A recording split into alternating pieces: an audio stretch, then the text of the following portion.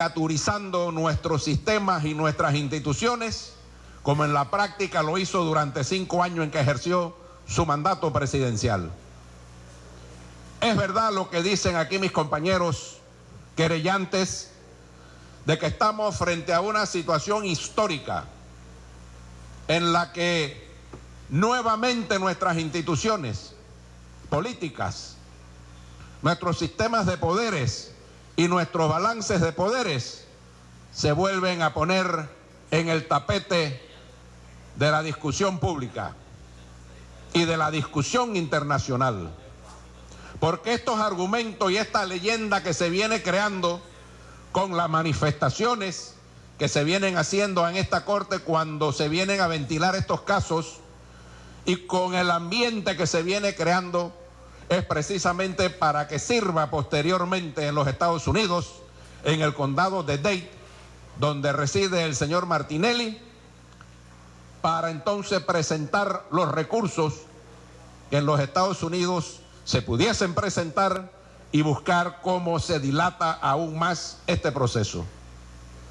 Entonces, señores magistrados, con todo el respeto que ustedes se merecen, señores miembros de la defensa, con todo el respeto que se me merecen, y señores querellantes y víctimas, con el respeto que se merecen, yo creo que aquí el tema central es la decisión que debe de tomar en el día de hoy el Pleno de la Corte Suprema de Justicia, en que la atención pública, la atención de las víctimas está centrada en cada uno de los miembros de esta venerable Corte, que sencillamente lo que le señala la ley es, como Pleno, determinar la detención del señor Ricardo Martinelli por las exposiciones que aquí se han hecho y utilizar los mecanismos que confieren la ley y los tratados internacionales, entre esos el Tratado de Asistencia de legal mutua, para que el señor Martinelli sea conducido, porque según este comunicado en la que señala no me inclinaré ante el verdugo, lo que el señor Martinelli dice que él de ninguna forma va a venir a nuestro país a enfrentar los señalamientos que nosotros como víctimas y como querellantes le estamos haciendo. Y es al Pleno a quien le corresponde este acto histórico y que nosotros le pedimos que procedan con la petición del juez de garantía, y me acojo al planteamiento del querellante, el licenciado Carreira, de que sea el juez de garantías que en estos momentos preside este caso, el magistrado Jerónimo Mejía, quien emita la orden de detención por los señalamientos que él ha hecho, a mi juicio, de manera muy juiciosa. Muchas gracias, señor presidente. Gracias, licenciado Doens. Ahora tiene la palabra en el orden la licenciada Cecilia Torres Ramos. En representación del señor Rubén Darío Polanco, como abogado sustituto de esta causa, señores magistrados, mi respeto ante todo, de igual forma a los querellantes aquí presentes, igual a la defensa técnica. Este proceso nace de acuerdo al artículo 158 del Código de Procedimiento Penal y que va concadenado, como han dicho los colegas que nos anteceden, de acuerdo al artículo 490. Pero quiero agregar algo más, y para que no se diga que se le está violando el debido proceso, y es que aquí estamos pidiendo que comparezca el expresidente de la República, basado también, y que agrego, en el artículo 19 de la Constitución Nacional, que plantea y que expresa claramente, señor magistrados, que no habrá fueros ni privilegios, como lo dijo el licenciado Carlos Herrera Morán, porque la ley para los que están hoy en día privados de libertad, que son humildes, porque entonces él evade la justicia. Nosotros, señores magistrados, humildemente, y para ser más breve y conciso, nosotros nos adherimos primeramente a la petición hecha por el magistrado fiscal de la causa que hoy aquí se está ventilando. y respaldamos también de igual forma lo dicho por los legítimos querellantes que aquí estamos presentes y que incluso están los elementos probatorios y la vinculación del hoy aquí que estamos requiriendo con los cuadernillos que están ahí presentes, señores magistrados. Y para que no se diga, reitero, que se le ha violado el debido proceso al señor que hoy en día estamos pidiendo su conducción para que él comparezca y que se haga justicia como hoy aquí estamos debatiendo. Señores magistrados, es mi humilde petición. Gracias. Gracias, licenciado. Licenciado Iván Flores. Magistrado. Doctor Miguel Antonio Bernal. ¿Qué quiere? Magistrado de la Corte, abogados y público presente. En mi carácter de víctima y dado que nos encontramos en una fase procesal en que la ley permite la participación, quisiera hacer algunas observaciones dentro de la situación que atravesamos, no solamente por lo que señala el artículo 226 del Código Procesal Penal, sino también en base a la ley, la Constitución de la República y los convenios internacionales que tienen que ser obedecidos por las autoridades y por todos los habitantes de este país. Y yo creo que lo que está realmente sobre el tapete para todos nosotros, sin excepción, es si la supremacía constitucional va a regir en nuestro país algún día o no. Y estamos frente a un caso en que amerita que nosotros sepamos deponer intereses personales de cualquier naturaleza para que pueda la supremacía de la Constitución regir. Traigo esto a colación porque el artículo 155 de la Constitución de nuestro país establece claramente que le corresponde al Pleno de la Corte Suprema de Justicia, en el caso que abordamos, tomar las decisiones de aprehensión o de detención como medida cautelar frente al proceso que se desarrolla. Pero también el artículo 17 de nuestra Constitución, en que obliga a las autoridades que están instituidas para proteger en su vida, honra y bienes a todos los habitantes del territorio, establece muy claramente en su segundo párrafo que los derechos y garantías que consagra esta Constitución deben considerarse como mínimos y no excluyentes de otros que incidan sobre los derechos fundamentales y la dignidad de la persona humana. Lamentablemente, por razones que no viene al caso aquí entrar a debatir, unos y otros hemos olvidado que lo que se ha mancillado de parte de la actuación perpetrada por el señor Ricardo Martinelli Berrocal y otros, pero en el caso de él, que juró cumplir la Constitución como presidente de la República, ha sido la dignidad de la persona humana, y no solamente de quienes fuimos víctimas de sus escuchas telefónicas, que realmente es el grave delito de violación de la privacidad y del derecho a la intimidad, que fue violado a todos, no solamente a aquellos que fuimos objetos de la práctica consuetudinaria llevada a cabo por los aparatos de seguridad bajo la dirección del señor Martinelli. El artículo 29 de la Constitución no puede ser pasado por alto en ningún momento, y aquí poco a lo largo de todo esto se ha mencionado de que todas las comunicaciones privadas son inviolables, y eso entonces tenemos que traerlo a colación, particularmente porque no es solamente una norma constitucional, señores magistrados, es una norma que forma parte de las convenciones internacionales en materia de derechos humanos, sea esta la Declaración Universal, sea la Convención Americana, sea el Pacto Internacional de Derechos Civiles y Políticos, que obliga al Estado a no perpetrar la inviolabilidad de la intimidad y del derecho a la privacidad de nadie, que es lo que aquí nos tiene.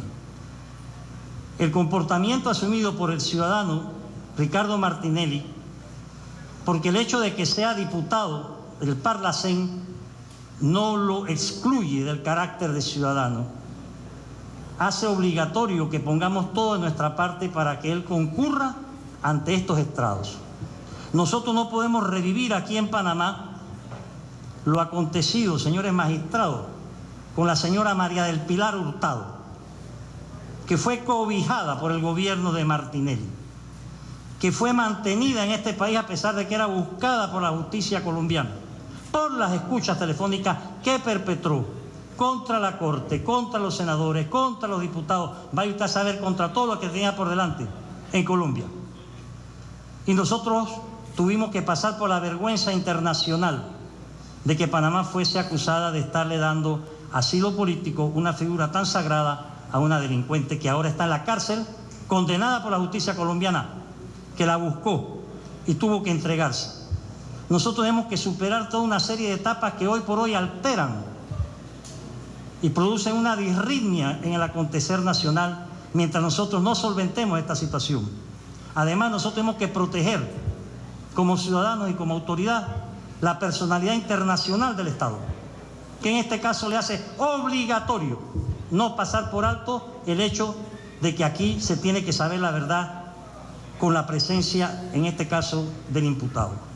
Y es por eso que nosotros tenemos que recordar la importancia que tiene que ustedes, como Pleno de la Corte y debidamente mandatados por la ley y por la Constitución, pueden perfectamente, dentro de las medidas cautelares, poner atención a la solicitud que se está formulando para que se busquen todos los mecanismos que hagan que sea presentado ante estos estrados el señor Ricardo Martinelli, y por eso es que hemos solicitado a través de nuestro representante legal que se le cancele inmediatamente su pasaporte y que se instruya de acuerdo con el tratado internacional, que es el que rige en la materia, que Panamá tiene suscrito con los Estados Unidos de América de hace más de un siglo, a las autoridades norteamericanas para que procedan dentro del marco de la solicitud a través del Ministerio de Relaciones Exteriores a la extradición del señor Ricardo Martinelli Berrocal. Es lo menos que podemos hacer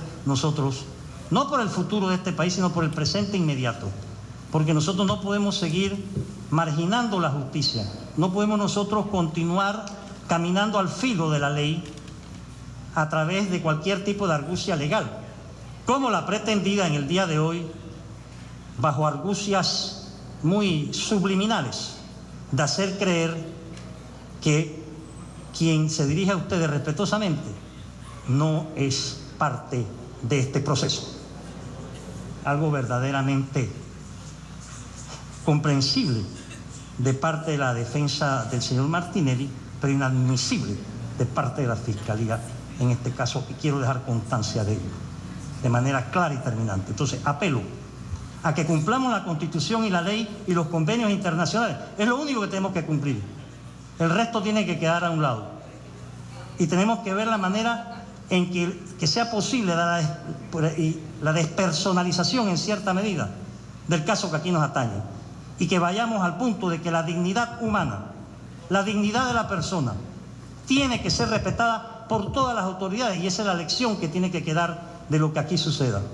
No podemos permitir que ninguna autoridad dentro del territorio nacional perpetre acto alguno contra la dignidad de la persona, bajo ningún concepto. Para eso está la Constitución, para eso están las leyes, para eso están las convenciones, y a eso es lo que se refiere el debido proceso para todos. Muchísimas gracias. Gracias, doctor Bernal. Solicita la palabra la ingeniera Balbina Herrera. Como última participante en esta etapa. Gracias, señor presidente. Muy buenas tardes al Pleno de la Corte Suprema de Justicia. Buenas tardes, señor fiscal. Buenas tardes, equipo de defensa del señor Ricardo Martinelli Berrocal, a los presentes, a todos las víctimas y querellantes que nos encontramos esta tarde en un momento histórico e importante para este país. El sistema penal acusatorio nos pone en una situación distinta, de aprender a todos los abogados y a los que de una u otra forma participamos en este proceso. Por eso les decía a un grupo de abogados en estos días que por mucha experiencia que tuviesen compañeros y amigos abogados, en este nuevo sistema, este país está aprendiendo. Y todos estamos aprendiendo de una forma respetuosa, con altura, pero para buscar al final de la tarde la mejor decisión que no permita solamente para que se juzgue o no a un diputado, a un presidente o a una persona de gran perfil, sino al hombre común y corriente que necesita que la justicia le llegue lo más rápido y expeditamente posible. Por eso que para nosotros hoy es un día histórico, como lo fue el 11 de septiembre, el 11 de diciembre, y lo va a ser en las próximas semanas. Miembros de la Corte Suprema de Justicia, el país entero está hoy pendiente de cuál es la decisión que ustedes van a tomar. Así como también tuvimos nosotros, las víctimas y los querellantes, la decisión de venir y enfrentar esto. Porque esto no es fácil. Saber que te escucharon tu actividad política, lo puedes entender. Quizás no es lo correcto, pero lo puedes entender. Pero que entren en tu hogar, te sigan, te den seguimiento, pero además de eso, se burlen en espacios de lo que tú eres y como tú actúas. Yo creo que esto, independientemente de que si son periodistas, son políticos, son dirigentes gremiales, son dirigentes abogados, sean magisteriales, no importa quién sea, aquí hay que establecer un precedente. No puedes utilizar las estructuras del Estado para perseguir a tus adversarios, para perseguir a nadie en este país sin tener la autorización posible. Y es que aquí no hubo autorización. Ustedes se pueden imaginar en el caso de nosotros que fuimos víctimas y que estuvimos enfrentadas a un proceso judicial al señor Ricardo Martinelli Berrocal. Con razón se nos condenó rápidamente a 36 meses de prisión, país por cárcel, y lo cual cumplimos 32 meses. Pero ¿cómo no estar claro si sabían dónde hacíamos, cuál era la defensa, dónde nos metíamos, qué hacíamos? Y eso no se puede permitir, independientemente sea la diferencia que nosotros podamos tener. Y es por eso que he expresado, señores miembros de la Corte Suprema de Justicia, que hay que respetarle su debido proceso y todos los derechos del señor Ricardo Martinelli Berrocal, diputado del Parlacén, pero tiene que venir a este país a enfrentar la justicia. Porque cada vez que dice que no hay ningún elemento de juicio, nosotros sentimos que se están violando nuevamente nuestros derechos, porque se metieron en la casa, se metieron en nuestro teléfono, se metieron en nuestra agenda, se metieron en nuestras actividades, se metieron en nuestra vida personal.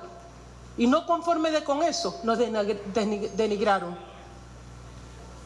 Por eso es que yo comparto la petición de todos mis compañeros querellantes, del señor fiscal. Fue decretado en rebeldía. Luego de eso, que lo traigan.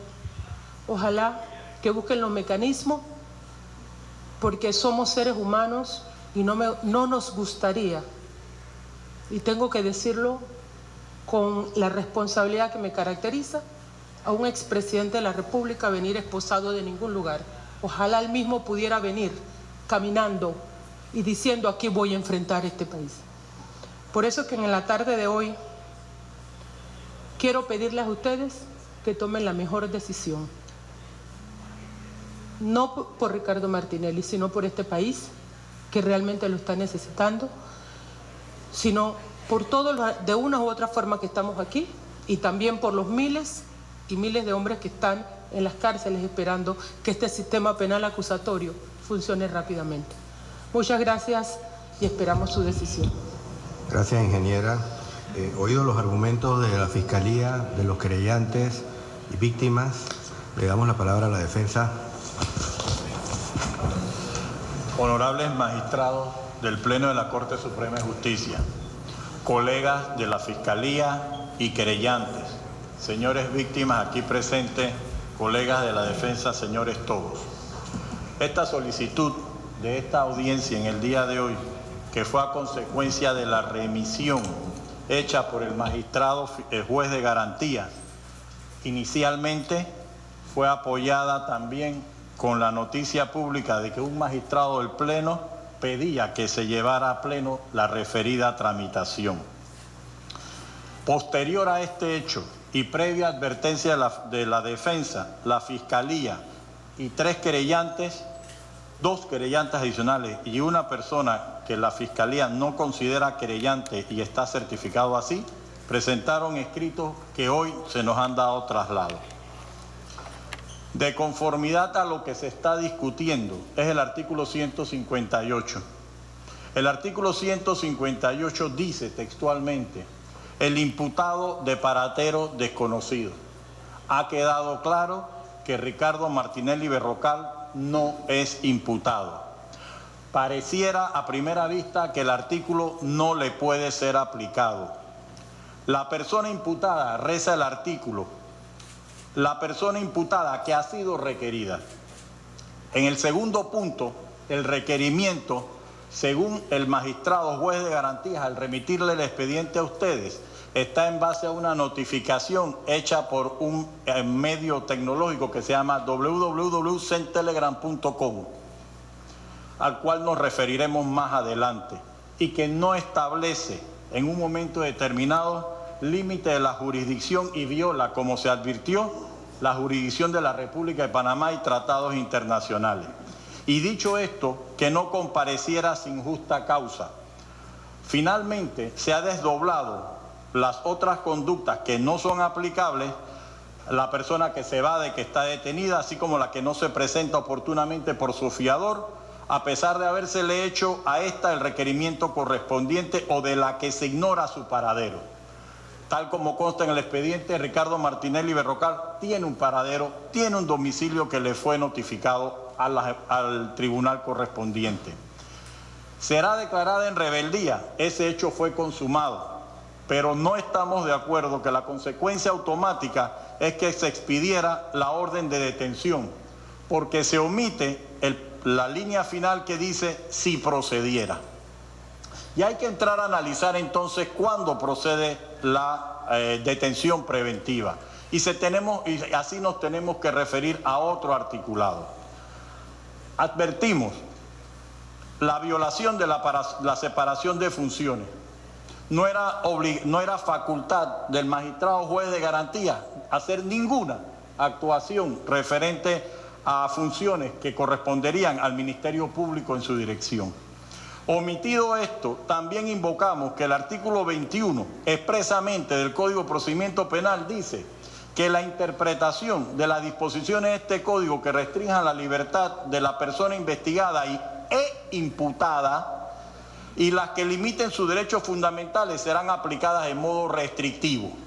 Es decir, no puede aplicarse forma analógica o extensiva de lo dispuesto en el artículo 158. Y es que al momento de que el magistrado juez de garantía le remite el expediente a ustedes, de conformidad a lo normado por el artículo 278, en las audiencias de juez de garantía, en la fase de investigación, dice que deben estar presentes o comparecer el fiscal, el defensor y el imputado, expresamente establecido. Y en el artículo del también invocado, el artículo 345, que se refiere a la audiencia correspondiente, también se refiere a la figura de imputado. Y entonces nos vamos al punto de la notificación. Y ustedes lo podrán comprobar. La notificación, cuando el magistrado la da por señalada, la da por señalada por un informe que decía seguimiento. El sitio web Centelegram.com no responde en español. Por tanto, la constancia secretarial fue producto de la aplicación de un programa de computadoras para traducir.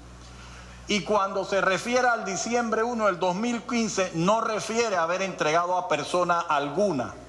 En la carpetilla correspondiente podrán ver que se refiere a un zip code que, de conformidad a lo que dice la Unión, UPS, se refiere a un área geográfica y no a una exactitud de una dirección. Así que la constancia del requerimiento conlleva esas dos situaciones. Pero si hubiera alguna duda, cuando se buscan los términos y condiciones aceptados por el usuario cuando pide este sistema, habla que la aplicación no garantiza la entrega a la persona para la cual fue dirigida el telegrama. Y se refiere cuando son hoteles, lugares públicos o centros que tengan un conserje, se deja en la dirección correspondiente y que con un pago adicional pueden certificar la identidad de esa persona, situación que no se ha hecho. Así que el tal requerimiento realizado, para nuestro juicio, no se ha cumplido de conformidad a lo que dispone el artículo 158. No nos vamos a referir, por lo breve del término, a las otras constancias, porque el magistrado juez de garantía no se basó en el requerimiento en los correos electrónicos, porque solamente hubo 3 respuestas y una fue del servidor de la Presidencia de la República diciendo que estaba deshabilitado. Ante esta situación, el magistrado juez de garantía pidió, para poder requerir a la persona de Ricardo Martinelli el día 30 de octubre que se suministrara un correo electrónico. Y posteriormente, el magistrado fiscal expresamente pide notificar a Ricardo Alberto Martinelli Berrocal por la vía diplomática de conformidad a los tratados correspondientes el 9 de noviembre. Esta solicitud, no pedida por la defensa, pedida por el propio fiscal, no fue atendida, y omitiéndose lo que las partes le pedíamos al magistrado juez de garantía, se consideró una aplicación de correo electrónico como la forma de dar por requerida a una persona fuera de la jurisdicción panameña. El Tratado de Asistencia Legal Mutua, publicado mediante Gaceta Oficial, Ley número 20 del 22 de junio del 91, el Tratado de Asistencia Legal Mutua entre Panamá y los Estados Unidos, refiere que en lo relativo a cualquier notificación hecha en aquel territorio debe cumplirse con lo programado por este convenio. Es una obligación de la República de Panamá que cualquiera de las notificaciones hechas en los Estados Unidos tiene que surtirse efecto. Este instrumento, este tratado, instrumento de derecho público, fue ratificado por la República de Panamá. Y en las reservas correspondientes, la República de Panamá advirtió como reserva que en relación el 29 de enero del 2002, Panamá hizo la siguiente reserva. En relación con lo dispuesto al numeral 1, artículo 5, la República de Panamá declara que no está obligada a prestar asistencia en el caso de que los hechos que originan no constituyen delito en la República de Panamá y la prestación de dicha asistencia contravenga disposiciones legales vigentes en la República de Panamá. Entonces vemos cómo el requerimiento hecho que obliga el artículo 158 no es lícito de conformidad a las normas de nuestro Código Procesal Penal. Si quedara alguna duda sobre la necesidad de imputación en el fallo de 19 de noviembre, cuando a solicitud del magistrado fiscal Oiden Ortega, hoy miembro del Pleno, que en este momento, en la página 18 se estableció expresamente. Veamos ahora, por el contrario, en el cual el fiscal investiga bien, pero al final de su plazo, 1 o 2 semanas antes, decide realizar una imputación. En esta circunstancia, el derecho de contar con un plazo razonable para ejercitar la defensa que tiene el diputado se ve reducido, porque el tiempo que le resta no es suficiente. Si quedara alguna duda, a renglón seguido en página 19 dice: frente a esto entonces surge una interrogante. ¿cómo se puede ejercer, cómo puede satisfacerse el derecho a una defensa material, real y efectiva si a un diputado le toca preparar su descargo en 1 o 2 semanas porque el fiscal decidió imputarle cargos 1 o 2 semanas antes del vencimiento del plazo de los 2 meses? No parece haber una buena respuesta a partir del contenido actual del artículo 491A. Se requería, para llegar a la audiencia de imputación, a la audiencia de acusación, haber hecho la imputación. Si quedara alguna duda, en los minutos 21:02, 40, 41:23 y 44:30 de la audiencia seguida al diputado de Colón Bennett, el magistrado fiscal en aquella causa, magistrado de garantía, refirió y se realizó la imputación. No puede haber 2 procedimientos distintos para un mismo tipo de causa. En algún momento determinado, en esta situación de la notificación produce la rebeldía. Se quiere implicar aquí que es automático, más fuera del tenor literal. Ya uno de los querellantes advirtió que el propio artículo 158 decía que si procediera. ¿Cuándo procede la detención preventiva? Tenemos que irnos al artículo 221 y siguiente. No hay artículo de las medidas cautelares con detención preventiva que no refiera a imputados. Y si el tiempo nos va, vamos a relatar los artículos correspondientes. ¿Por qué debe haber imputado? Primero que todo, por el principio de legalidad establecido en el artículo 2. Nadie puede ser condenado a una pena o sometido a una medida de seguridad sin juicio previo dentro de un proceso tramitado con arreglo en las normas de la Constitución política, los tratados y convenciones internacionales ratificados por la República de Panamá. A renglón seguido, después de nuestra intervención, en los minutos que nos quedan, el licenciado Citón se referirá directamente a estos principios de derecho internacional. Adicional a lo anterior, el principio del proceso, se observan los principios del debido proceso: contradicción, inmediación, simplificación, eficacia, oralidad, publicidad, concentración estricta, igualdad de las partes, economía procesal, legalidad, constitucionalización del proceso y derecho a la defensa. En consideración a lo anterior, en cuanto a las medidas cautelares en los artículos 221 y siguientes, esto debe existir la figura de un imputado. Tratar de omitir esto es violar el propio artículo 158 que dispone que debe procederse a la detención preventiva cuando procediera. Y si para proceder debe aplicarse el artículo 221 y siguiente, necesariamente requiere un imputado. La Constitución de la República nos ha dividido este tema en 2 y ya el profesor Bernal ha adelantado algo. El artículo 155 dice que corresponderá al Pleno. Sí. No me puede interrumpir, magistrado. No, perdón. Yo hubiera querido interrumpirlo, pero yo no lo interrumpí. Magistrado fiscal, está fuera de orden. No estoy fuera de orden, señor presidente, déjeme explicarle. Pero ya fue declarado. Déjeme hablar. Por favor, el tiempo. Déjeme hablar. Magistrado fiscal, está fuera de orden. Usted señaló expresamente que no se podía hablar de términos que no fueran la detención. Y aquí estamos tocando temas de imputación. El fiscal debe dar ejemplo. Eso no le corresponde al presidente. Ejemplo y respetar el Magistrado fiscal, está fuera de orden, lo llamo por última vez. Continúe la defensa. Magistrado, disculpe, nos han interrumpido, hemos perdido unos minutos, pero que le pido a usted la benevolencia. Continúe, okay. Abogado. Entonces, el artículo 96, que tanto se habla del domicilio, es ahí cuando el imputado debe decir su domicilio. Antes de ese momento, identificación, dice, la primera intervención de la persona imputada deberá comunicar su domicilio real y verificar su domicilio procesal y mantenerlo actualizado. Si no ha sido imputado, si no tiene la obligación de dar su domicilio, ¿cómo es posible que se lo considere de paradero desconocido?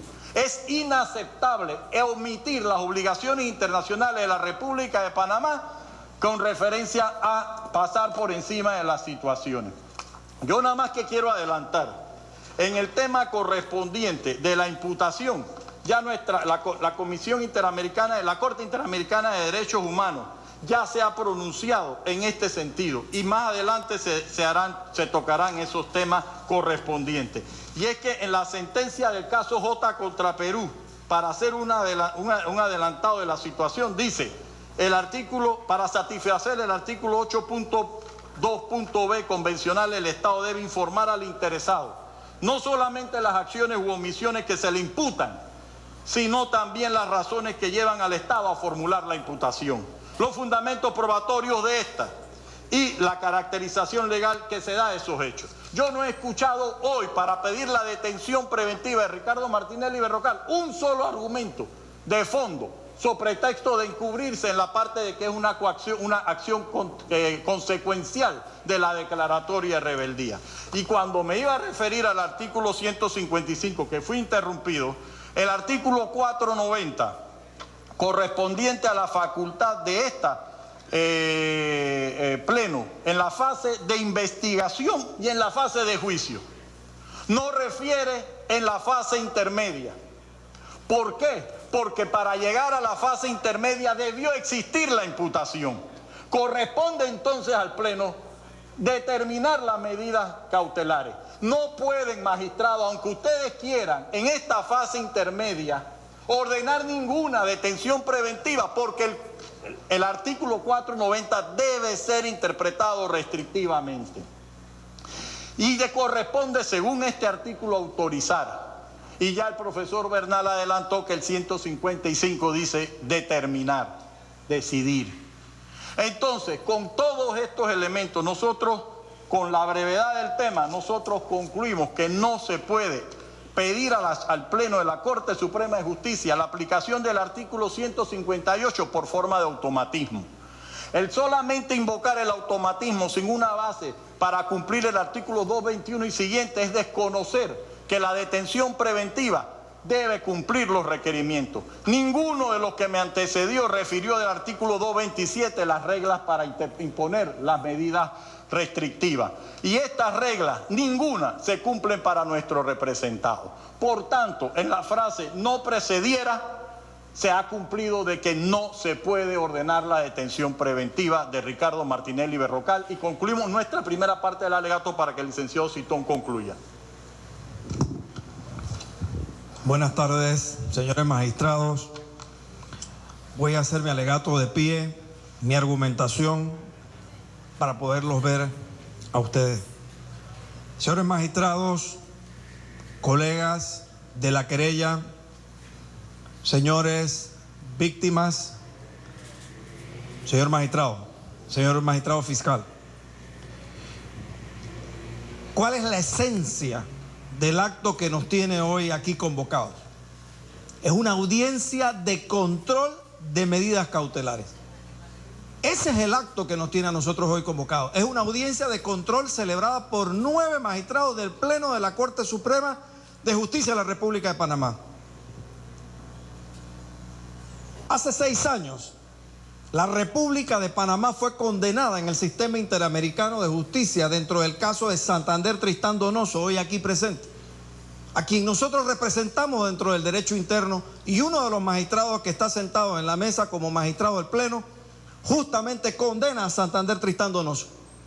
Y la República de Panamá fue condenada justamente por violar los derechos humanos de Santander Tristán Donoso, porque el artículo 1.1 de la Convención Americana de los Derechos Humanos dice así: los estados partes en esta convención se comprometen a respetar los derechos y libertades reconocidos en ella y a garantizar su libre y pleno ejercicio.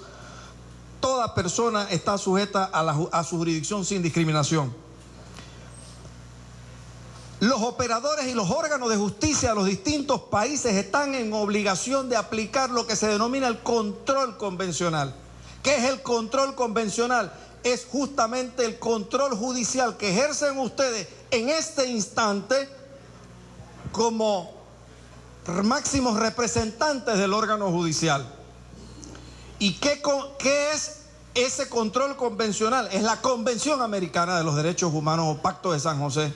Y ustedes En ese control que ejercen el día de hoy, están obligados a ver si se han respetado o salvaguardado los derechos de nuestros representados. Esto obviamente está garantizado dentro de los principios que rigen el sistema adversarial o penal acusatorio dentro del artículo 2 y dentro del artículo 17, cuando señala el artículo 2, nadie puede ser condenado a una pena o sometido a una medida de seguridad sin juicio previo dentro de un proceso tramitado con arreglo a las normas de la Constitución, de los tratados y convenios internacionales ratificados por la República de Panamá. Y luego el artículo 14, respeto a los derechos humanos, dice: las partes en el proceso serán tratadas con el respeto debido a la dignidad inherente al ser humano. Los derechos y las garantías que consagra la Constitución, los tratados y los convenios internacionales de este código deben considerarse como mínimos, prevalentes y no excluyentes. Ahora bien, ese control convencional justamente encuentra su asidero dentro de la jurisprudencia reiterada de la Convención de la Corte Interamericana de los Derechos Humanos. Dentro del cuadernillo de jurisprudencia de la Corte Interamericana de Derechos Humanos, el número 7, que puedo poner a disposición de los magistrados de la Honorable Corte Suprema de Justicia, se entra a hacer una recopilación dentro de este cuadernillo número 7, que fue un programa pagado por el gobierno de Dinamarca para recoger en diferentes cuadernillos los distintos temas desarrollados mediante vía jurisprudencial por la Corte Interamericana. La Corte Interamericana no entra a analizar el sistema que tiene el país al cual pertenece ese tratado. La Corte Interamericana lo que entra a ver es el respeto a los derechos humanos. No importa si es un sistema inquisitivo, no importa si es un sistema adversarial. Para la Corte eso es indistinto. Cuando la Corte Interamericana hace énfasis en el control convencional que deben ejercer los máximos órganos de justicia de los distintos países miembros, desde el caso Almonacid Arellano y otros versus Chile, el 26 de septiembre del año 2006. Y después viene una abundante jurisprudencia como el caso La Cantuta versus Perú, sentencia de 29 de noviembre del año 2006. Está igualmente el control convencional diáfanamente explicado en el caso Boise y otros versus Barbados de noviembre del año 2007. Y aquí también, dentro de estos casos que refiere por vía jurisprudencial la Corte Interamericana, también está el caso de Eliodoro Portugal, donde condenan a Panamá, un caso que llega a la Corte Suprema de Justicia por vía de casación, bajo la ponencia de la magistrada Esmeralda Rosemena y Troitiño y la magistrada Graciela Dixon, con el salvamento de voto del magistrado Salas, y revocan y dejan sin efecto la orden justamente de casación. Pero el primer caso que abre las puertas dentro del sistema interamericano, porque siempre he escuchado decir que la Constitución Política de la República de Panamá instituye que los fallos de la Corte Suprema son finales, definitivos y obligatorios. Eso no es cierto. Porque si no fuera cierto, el caso de Santander Tristán no se hubiera dejado sin efecto por parte de la Corte Interamericana. Y tuvo la Corte Suprema de Justicia de la República de Panamá que crear un procedimiento a través de la Sala Cuarta de Negocios Generales, porque dentro de la parte emotiva del fallo tenían que dejar sin efecto esa condena que pesaba sobre Santander Tristán, quien fue absuelto cuando lo defendimos en primera instancia y el Tribunal Superior revoca el fallo.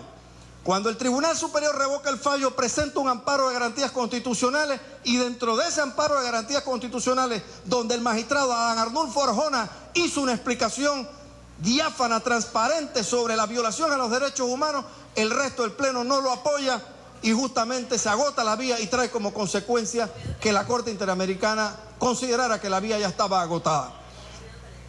Nosotros, dentro de esta situación, tenemos que indicar y reforzar el argumento que ha dado el colega Carlos Carrillo. Aquí se encuentra una persona que sin imputación se le pretende no solamente acusar, sino que se le pretende aplicar medidas restrictivas de la libertad ambulatoria. Veamos 3 casos simbólicos que hay en el sistema, en la Corte Interamericana de Derechos Humanos. El primero es el caso Barreto Leiva versus Venezuela, de 17 de noviembre del año 2009. Dentro de este caso en particular, la Corte Interamericana dijo: para satisfacer el artículo 8.2b de la Convención, el Estado debe informar, al interesado no solamente de la causa de la acusación, esto es de las acciones u omisiones que se le imputan, sino también las razones que llevan al Estado a formular la imputación, los fundamentos probatorios de esta, la caracterización legal que da a esos hechos. Toda esta información debe ser expresa de manera clara, integral, suficientemente detallada para permitir al acusado que ejerza plenamente su derecho a la defensa y muestre al juez su versión de los hechos. La Corte Interamericana ha considerado que la puntual observancia del artículo 8.2b es esencial para el ejercicio efectivo del derecho a la defensa. Este fallo es respaldado por 2 fallos adicionales. El caso Castillo Petrucci versus Perú, la sentencia del 30 de mayo del año 1999, que también pongo a disposición de esta corporación, y el fallo Fermín Ramírez versus Guatemala, que en sentencia del 20 de junio del 2005 reforzó justamente el argumento y la interpretación, porque justamente más que la convención, lo que sienta pautas dentro del sistema interamericano de justicia es la jurisprudencia, las opiniones consultivas que también a veces le solicitan a este importante tribunal. Nosotros entonces tenemos en consecuencia que mirar que independientemente de las normas procedimentales de los países, si existen o no existen, tienen que ser ajustadas conforme lo establece la jurisprudencia y como lo dictamina la Convención Americana en el artículo 2.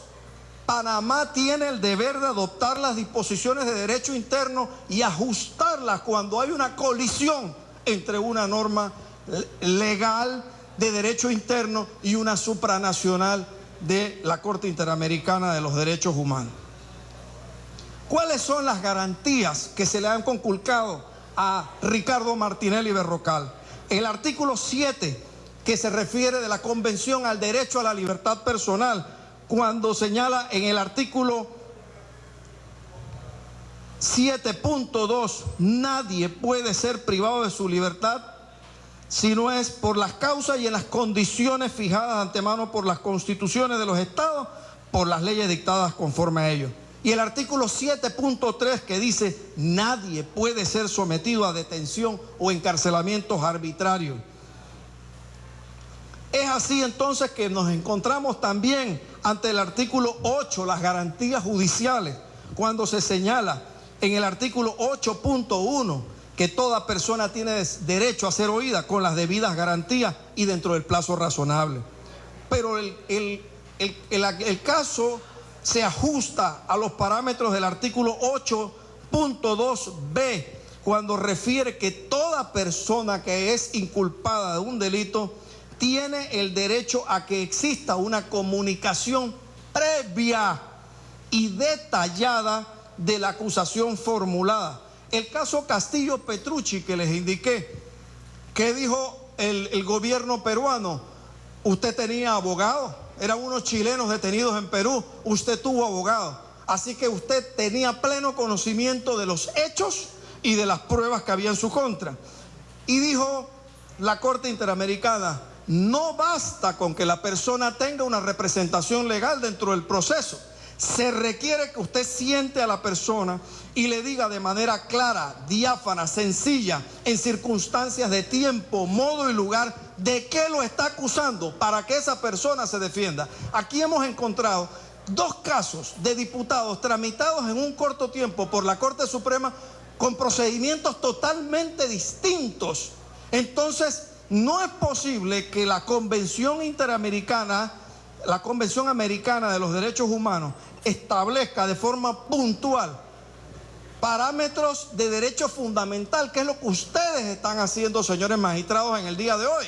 Ustedes lo que están haciendo es un control sobre la medida cautelar que peticiona el fiscal y los querellantes. Y nosotros como defensa lo que le estamos pidiendo es que ejerzan ese control convencional que va muy de la mano con el control de la constitucionalidad que también se debe dar.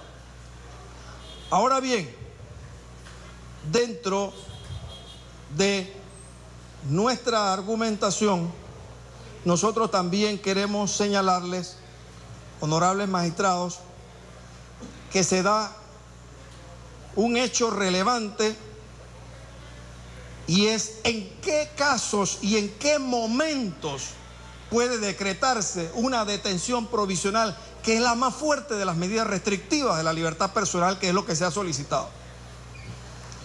La Corte Interamericana resolvió esto desde septiembre de 2006, y es mentira que un sistema adversarial es el que ha creado la divinidad, porque esto está desarrollado desde hace muchos años. En el caso Cervellón García y otros versus Honduras, este es el cuadernillo de jurisprudencia de la Corte Interamericana número 8, concerniente a la libertad personal. Solo leo 5 líneas. La convención prohíbe la detención o encarcelamiento por métodos que pueden ser legales, pero que en la práctica resultan irrazonables o carentes de proporcionalidad.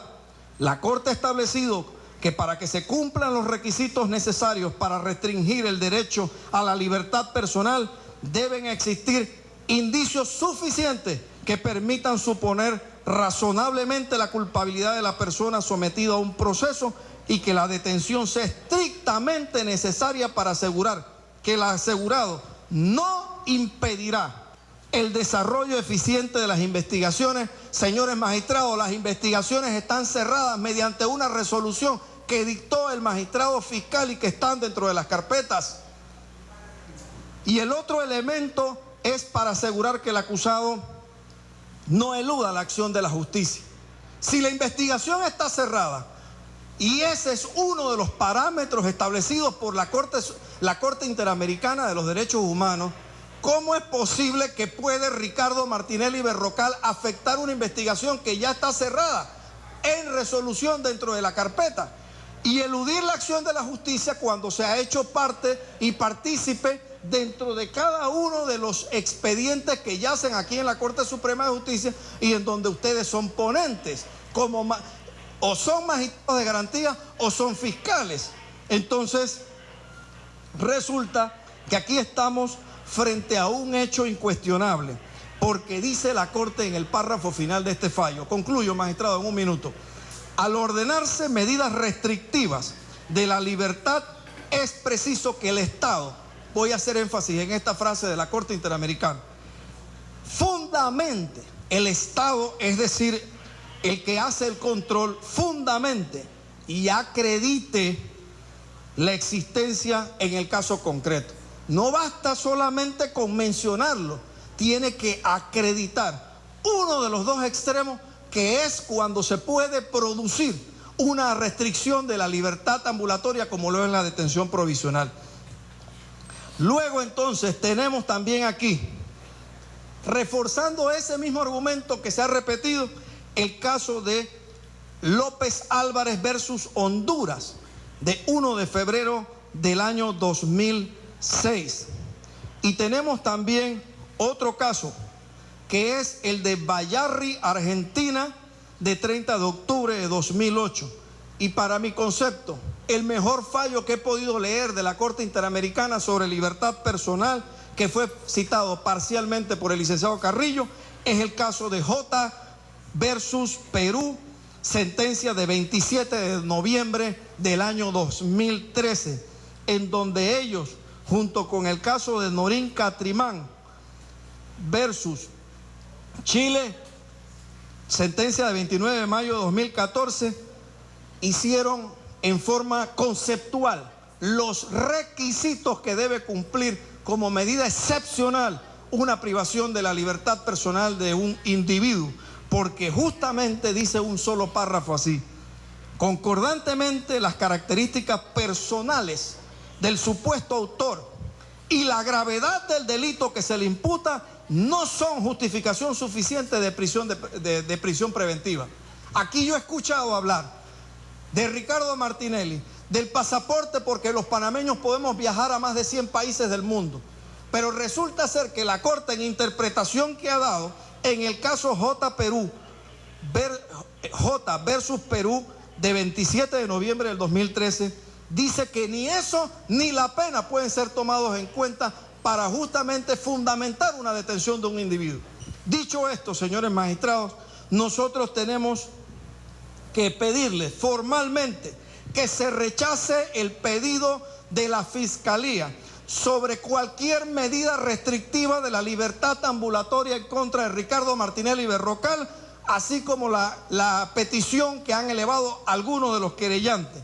Y finalizo, señor magistrado, presentando al Pleno de la Corte Suprema de Justicia una advertencia de inconstitucionalidad sobre el artículo 490 del Código Procesal Penal, que instituye las medidas cautelares y que entra no solamente en contradicción con la Constitución, sino también con la propia Convención Americana y la jurisprudencia, que es lo más importante que este órgano supranacional ha dictado. Muchas gracias. Gracias, licenciado. Una vez escuchadas las partes, el Pleno se acogerá a un receso para decidir sobre las distintas solicitudes presentadas. Para ello le solicitamos a las partes se mantengan en el recinto mientras los magistrados del Pleno nos retiramos a deliberar.